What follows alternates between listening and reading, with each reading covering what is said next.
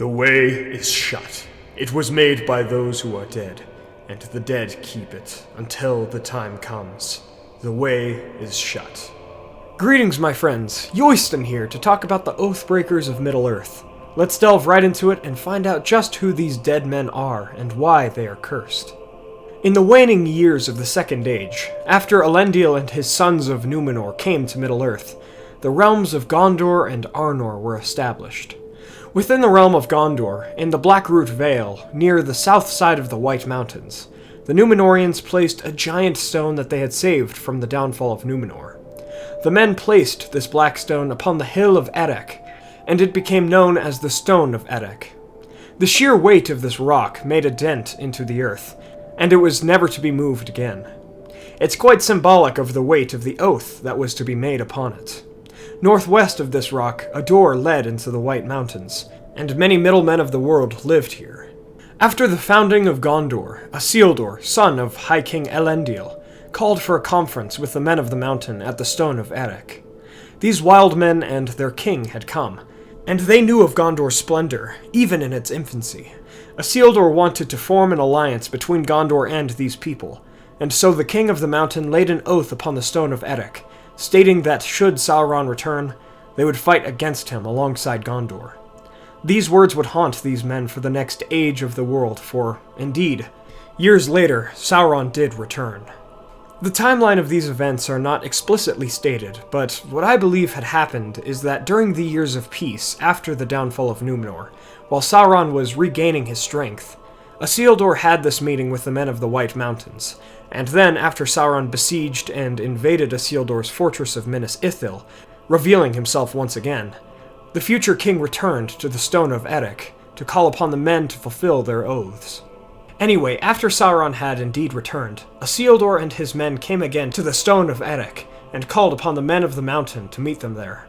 When these people arrived and were told of Sauron's return, they disobeyed their oaths, and it was revealed that in the dark years of the Second Age, during the time of the War of the Elves and Sauron, and when the Dark Lord had gone to Númenor, the men of the mountain had worshipped him as their Dark Lord. These faithless men refused to fulfill their oath, and so Isildur levied a curse upon them.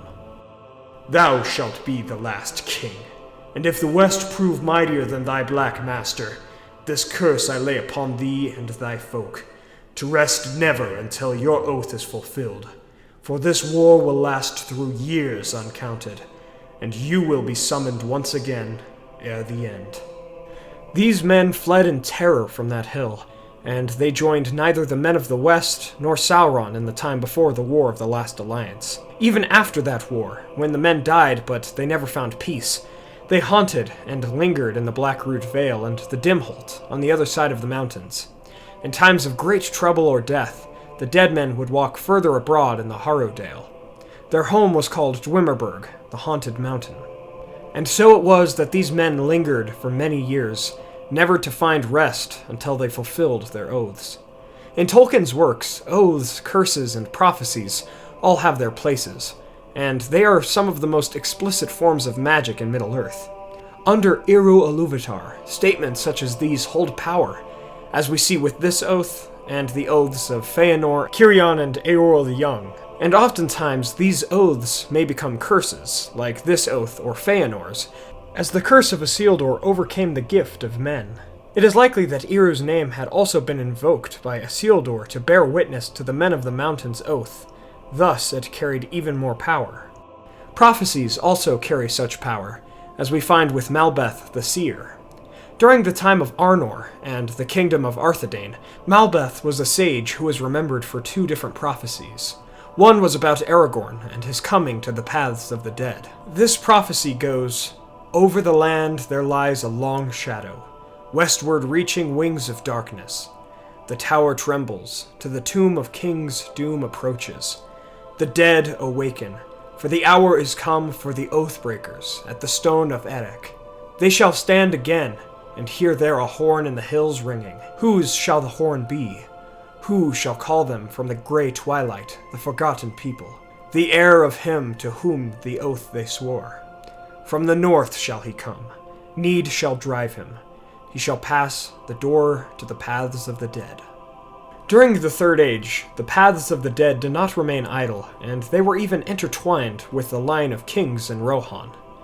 In the chapter entitled The Muster of Rohan, in The Return of the King, Theoden tells of King Brego and his son Baldur the Hapless. These two came to the Dimholt door, and they found a dying man stating the way is shut proverb, before the man succumbed altogether. Sometime later, Baldur made an oath during a feast after the building of Meduseld, while he was drunk, that he would traverse the paths of the dead. As he was a man of honor, he saw this errand to completion.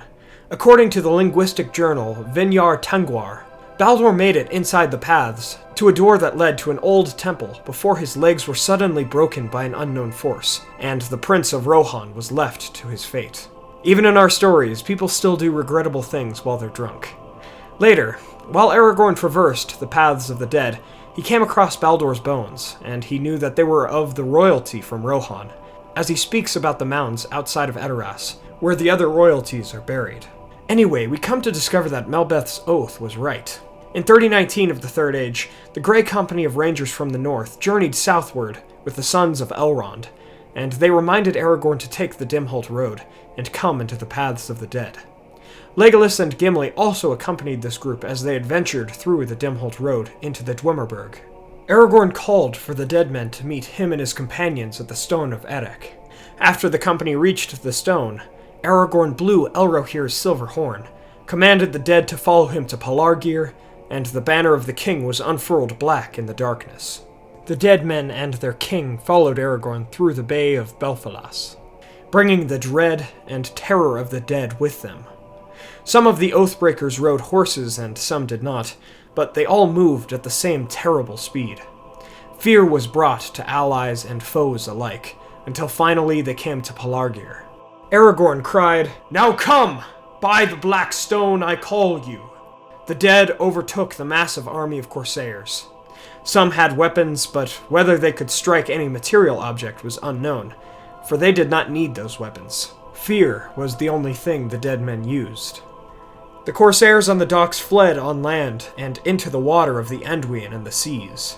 The boats that were not docked were overtaken anyway, as the dead walked upon the water. The Corsairs of Umbar were utterly defeated by the Oathbreakers.